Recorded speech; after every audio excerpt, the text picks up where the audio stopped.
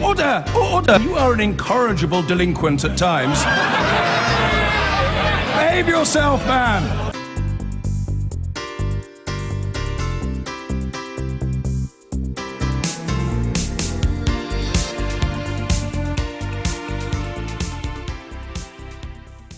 Well, the mood of anti-politics, which helped drive the Brexit vote here, has undoubtedly fueled the rise of Donald Trump in the US. John is at the Republican convention in Ohio. John. Jackie, here we are in Cleveland at the Republican convention, and yes, Donald Trump has indeed arrived from New York ahead of his big speech tomorrow. The forces that have propelled Trump to the Republican Party's nomination are ones that have echoes with those that played out in Britain during Brexit's debate. I'm joined here by our Washington correspondent, Kylie Morris. Kylie.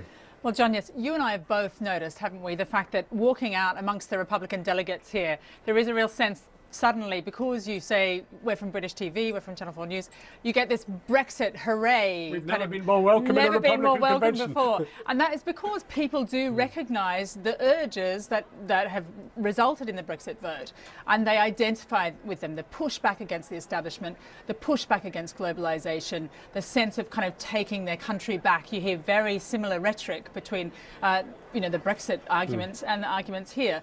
But I think also, this is ahead of Trump's big speech tomorrow night. He's arriving. There was a messy start, as we've discussed, to the beginning of this convention when we had Melania Trump's speech and accusations of plagiarism. Now one of the speechwriters has said, look, I did it. She's confessed, offered her resignation, but that was refused. But really, I think they've tried to change the mood with a very exciting night last night.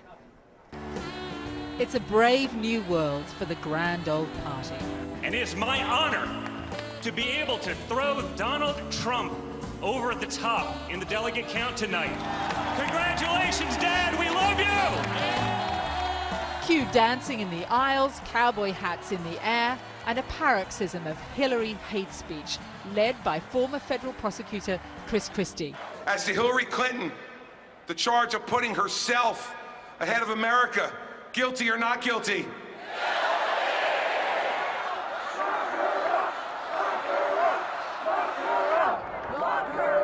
A war cry meant to terrorize their arch enemy.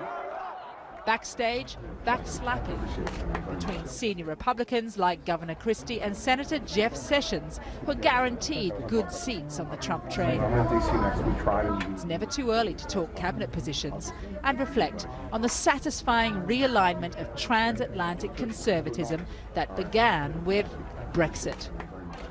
Recall for me Margaret Thatcher preceding Ronald Reagan. So goes Brexit, so goes Trump. I don't think there's any doubt that some of the same factors that impacted Brexit are impacting this election. It's easy enough to hear those same impulses articulated when you compare pro-Trump with pro-Brexit speech.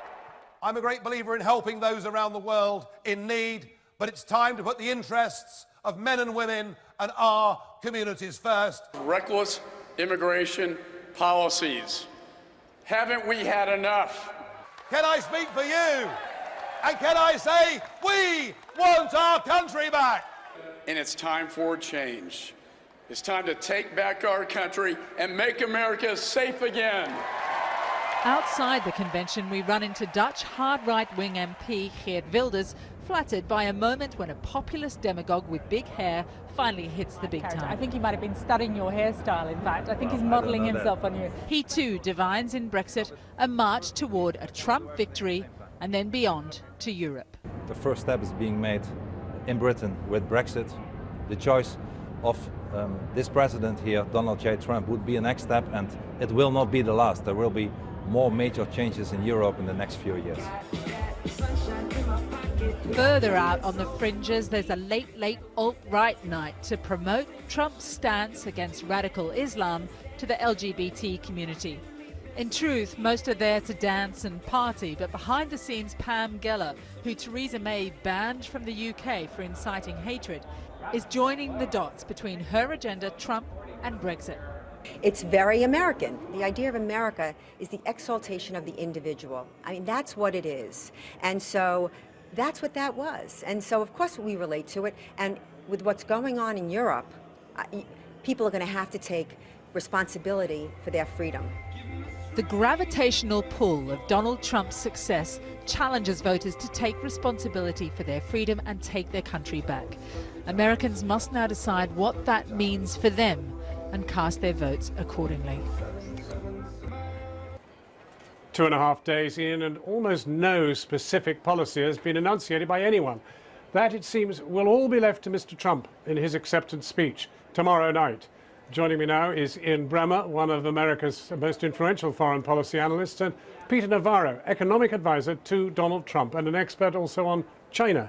But let me ask you, first of all, about this whole question of policy. Sure. Now, one of the things that Mr. Trump has talked about is possibly even pulling out of the World Trade Organization. He admires Britain for having pulled out of Brexit, having Brexited from Europe, or not that we haven't done it yet, but is it seriously possible that America might come out of the World Trade Organization? Let me go to John Maynard Keynes, a famous countryman of yours. Keynes basically thought that if you engage in massive fiscal and monetary stimulus, you could solve any economic problem. And that's what this country's been doing over the last 8 years with Barack Obama. We've doubled our deficit from $10 trillion to $20 trillion. That whiskey's not working. Donald Trump understands that the problem facing America is structural in nature. It's the fact that we have an almost $800 billion a year trade deficit, which shaves our growth rate almost in half, has led to 0% average income growth, and has left over 20 million people off. And to cut to the quick, does that pull us out of the World Trade Organization? Donald Trump is going to do everything he can to stop cheating amongst our trade partners, and the problem with the WTO is it often takes too much time for complaints. So he's going to do whatever it takes, but the goal is not tariffs, the goal is not pulling out, the goal is a fair, level playing field to reduce our trade deficit. Foreign policy, he talks possibly of coming out of NATO, winding up NATO, obsolete, he says.